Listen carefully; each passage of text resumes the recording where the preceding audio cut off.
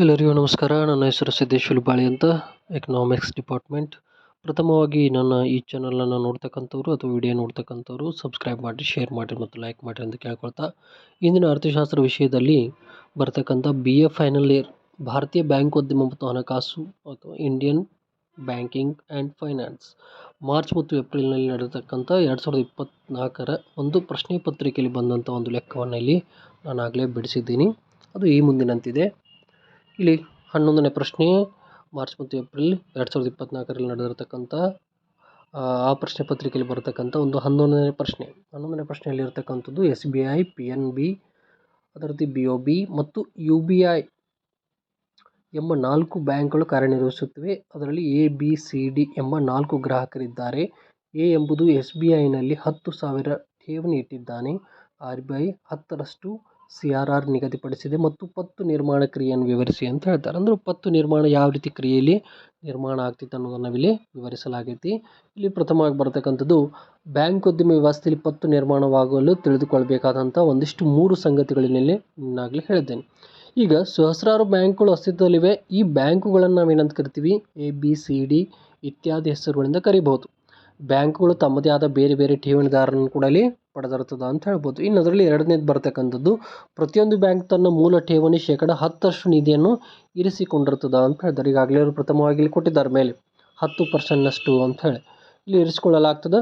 ಮತ್ತು C ಭಾಗದಲ್ಲಿ ಪ್ರಾರಂಭದಲ್ಲಿ A ಬ್ಯಾಂಕಿನಲ್ಲಿ 10,000 ರೂಪಾಯಿಗಳ ಠೇವಣಿ ಇಡಲಾಗುತ್ತದೆ. A ಬ್ಯಾಂಕಿನಲ್ಲಿ 10,000 ರೂಪಾಯಿಗಳ ಹೊಸ ಠೇವಣಿ ಇಟ್ಟಾಗ ಅದರ ಲೇನಿ ದೇನಿ ಪಟ್ಟಿ ಈ ಕೆಳಗಿನಂತೆ ಇರ್ತದ ಅಂತ ಹೇಳ್ತಾರೆ. ಅದರಲ್ಲಿ ಬರ್ತಕ್ಕಂಥ ಲೇನಿ ದೇನಿ ಪಟ್ಟಿಯನ್ನು ಇಲ್ಲಿ ಕೊಟ್ಟಿದ್ದಾರೆ. ದೇಣಿಗಳು ಅದರಲ್ಲಿ ಹೊಸ ಠೇವಣಿಗಳು ಬರ್ತದೆ, ಒಟ್ಟು ಹಣಕಾಸು ಬರ್ತದೆ. ರೂಪಾಯಿಗಳಂತ ತೆಗೆದುಕೊಂಡ್ರೆ 10,000 ರೂಪಾಯಿಗಳು ಹೊಸ ಠೇವಣಿ ಆಗಲಿ, ಒಟ್ಟು ಠೇವಣಿ ಕೂಡ 10,000 ರೂಪಾಯಿದ. ಇನ್ನು ಲೇನಿ ಒಂದು ಭಾಗದಲ್ಲಿ ತೆಗೆದುಕೊಂಡ್ರೆ ಹೊಸ ನಗದು 10,000 ರೂಪಾಯಿದ, ಒಟ್ಟು ರೂಪಾಯಿ ಕೂಡ 10,000 ರೂಪಾಯಿ ಆಗಲಿ ಕಂಡು ಬರ್ತದೆ.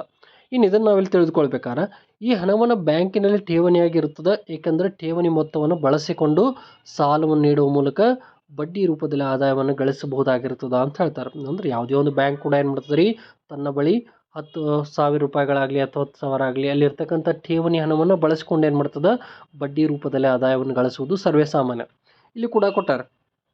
ಈಗ ಹೊಸ ಠೇವಣಿಗೆ ಒಟ್ಟು ಮೊತ್ತ 10ರಷ್ಟು ಅಂದರೆ 10ರಷ್ಟು ನಾವು ತೆಗೆದುಕೊಂಡ್ವಿ ಅಂದ್ರೆ ಇಲ್ಲಿ ಉದಾಹರಣೆ ಅದನ್ನು ನಾವು ಯಾವ ರೀತಿ ಭಾಗಾಕಾರ ಮಾಡ್ತೀವಿ ಅಂದ್ರೆ 10/100 ಇಂಟು 10,000 ರೂಪಾಯಿ ಮಾಡಿದಾಗ ಏನಾಗ್ತೈತೆ, ಇಲ್ಲಿ 1,000 ರೂಪಾಯಿ ನಗದು ನಿಧಿಯನ್ನು ಇರಿಸಿಕೊಂಡು ಉಳಿದ ಹಣವನ್ನು ಬ್ಯಾಂಕ್ ಲಾಭದಾಯಕವಾಗಿ ವಿನಿಯೋಗಿಸಿಕೊಳ್ತದ ಅಂತ ಹೇಳ್ತಾರೆ. ಅಂದರೆ 20 ನಿರ್ಮಾಣ ಕ್ರಿಯೆಯನ್ನು ತೆಗೆದುಕೊಂಡ್ರೆ ಇಲ್ಲಿ 1ನೇ ಭಾಗದಲ್ಲಿ 10,000 ರೂಪಾಯಿ ನಾವಿಲ್ಲಿ ಡಿಪಾಸಿಟ್ ಇಟ್ಟು ಏನು ಮಾಡ್ತದೆ, ಅದು 9,000 ರೂಪಾಯಿಗಳನ್ನು ನಮಗೆ ಕೊಡ್ತದೆ. 10,000 ರೂಪಾಯಿದಲ್ಲಿ 1,000 ರೂಪಾಯಿಯನ್ನು ಏನು ಮಾಡ್ತದೆ, ಅಲ್ಲಿ ನಗದು ನಿಧಿಯಾಗಿ ಇಡಿಸ್ಕೊಳ್ತದೆ. ಇಲ್ಲಿ ಕೊಟ್ಟಾರೆ A ಬ್ಯಾಂಕಿನ ಲೇನಿ ದೇನಿ ಪಟ್ಟಿ.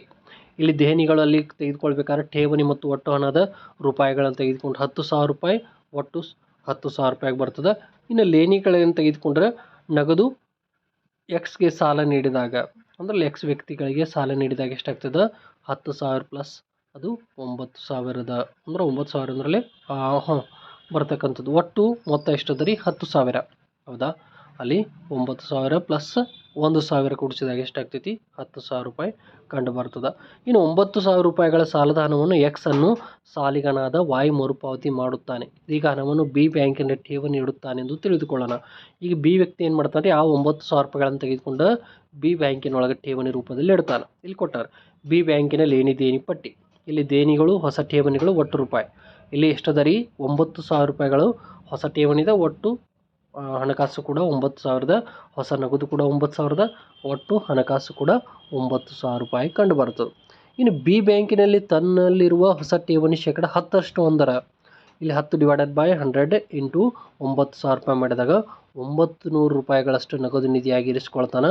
ಉಳಿದ ಹಣವನ್ನು ಏನು ಮಾಡ್ತಾನೆ ಅವ, 8,200 ರೂಪಾಯಿಗಳನ್ನು ಯಾವುದೇ ಲಾಭದ ಉದ್ದೇಶಕ್ಕಾಗಿ ಮೇಲಾದರೂ ವಿನಿಯೋಗಿಸಬಹುದಾಗಿರ್ತದೆ ಅಂತ ಹೇಳ್ತಾರೆ. ಇಲ್ಲಿ ಮತ್ತೇನಾಗ್ತದೆ, 900 ಇಟ್ಕೊಳ್ಳಲಾಗ್ತದೆ ಮತ್ತು 8,200 ರೂಪಾಯಿಗಳನ್ನು ಇಲ್ಲಿ ವಿನಿಯೋಗಿಸಲಾಗ್ತದೆ. ಈಗ B ಬ್ಯಾಂಕಿನ ಲೇನಿ ದೇನಿ ಪಟ್ಟಿಯನ್ನು ತೆಗೆದುಕೊಂಡಿವಿ ಅಂದ್ರೆ ಇಲ್ಲಿ ದೇಣಿಗಳು ಠೇವಣಿ ಒಟ್ಟು ಅದ ರೂಪಾಯಿ ಎಷ್ಟದ ರೀ, 9,000 ಇಲ್ಲಿ ಲೇನಿಗಳಲ್ಲಿ ತೆಗೆದುಕೊಂಡ್ರೆ ನಗದು ರೂಪಾಯಿ ಎಷ್ಟದ ರೀ, 900 ರೂಪಾಯಿ ಅವ ಇಟ್ಕೊಂಡಿದ್ದು, ಒಟ್ಟಾಯಿಸಿದೆಷ್ಟು 8,200, ಒಟ್ಟು ಟೋಟಲ್ ಎಷ್ಟು ಆಯ್ತು, ಇಲ್ಲಿ 9,000 ರೂಪಾಯಿ ಅಷ್ಟು ಅಮೌಂಟ್ ಬಂತು.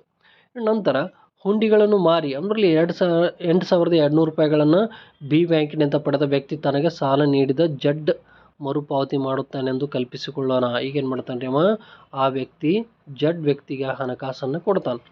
ಈ ಹಣವನ್ನು ಜಡ್ ಲೇನಿ ರೂಪದಲ್ಲಿ ಸಿ ಬ್ಯಾಂಕಿನಲ್ಲಿಡುತ್ತಾನೆಂದಿಟ್ಟುಕೊಳ್ಳೋಣ.